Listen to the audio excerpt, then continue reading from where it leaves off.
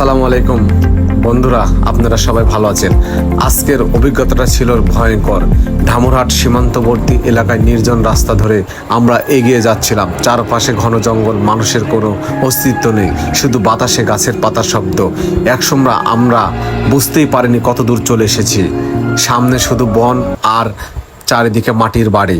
বুকের ভিতর তখন অদ্ভুত এক ভয়ঙ্কর কাজ করছে। যদি ভুল পথে চলে যায়, যদি সামনে কোনো বিপদ অপেক্ষা করে। চারিদিকে এমন নীরবতা যেন পুরো এলাকা নিঃশ্বাস আটকে আমাদের দিকে তাকিয়ে আছে।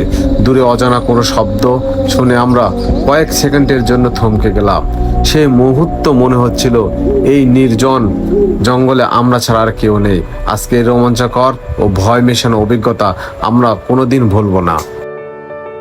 তবে বাস্তবে সীমান্ত এলাকায় সব সময় আইন মেনে চলা খুবই দরকার এবং এটাই নিয়ম।